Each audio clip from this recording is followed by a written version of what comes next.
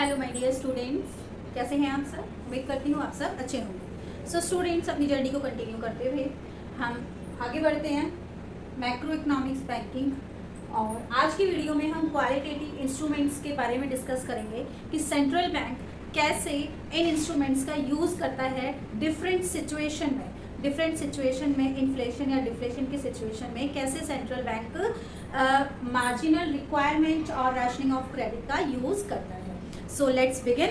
बेटा, सबसे पहले हम स्टार्ट करेंगे मार्जिन रिक्वायरमेंट। मार्जिन रिक्वायरमेंट क्या होता है कि भाई जितने का हम लोन ले रहे हैं, जितनी वैल्यू का हम लोन कमर्शियल बैंक से ले रहे हैं और बदले में कितनी सिक्योरिटीज़ हम जमा करा रहे हैं, तो उन दोनों की वैल्यू का जो डिफरेंस है वो डिफरेंस होता है मार्जिन रिक्वायरमेंट। ठीक है। जब इकोनॉमी में इन्फ्लेशन की सिचुएशन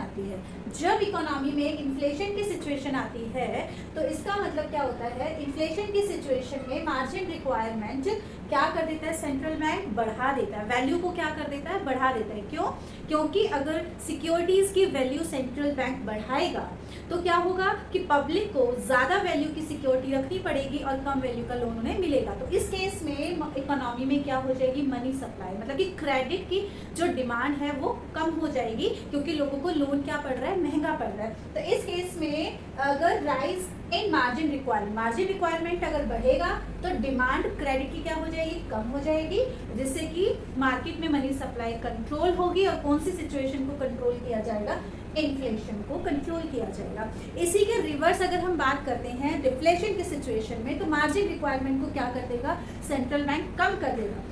मार्जिनल रिक्वायरमेंट को कम करेगा तो लोन क्या होगा, पब्लिक के लिए सस्ता हो जाएगा और लोग डिमांड करेंगे लोन की। ठीक है, लोन की डिमांड करेंगे, जिससे कि मनी सप्लाई लोगों को चाहिए।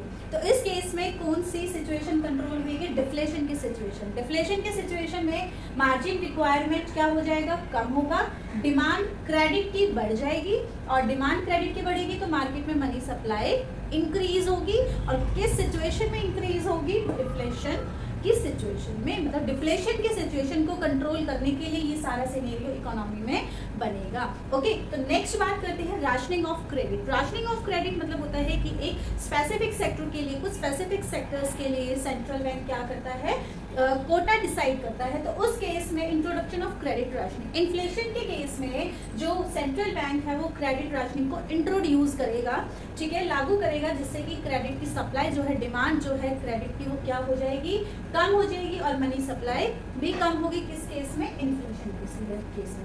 तो जस्ट इसके उल्टा डिफ्लेशन के केस में होता है, इंट्रोड्यूस अगर क्रेडिट किया है, राशनिंग ऑफ क्रेडिट किया है सेंट्रल बैंक ने, तो डिफ्लेशन की सिचुएशन में विड्रॉल किया जाएगा।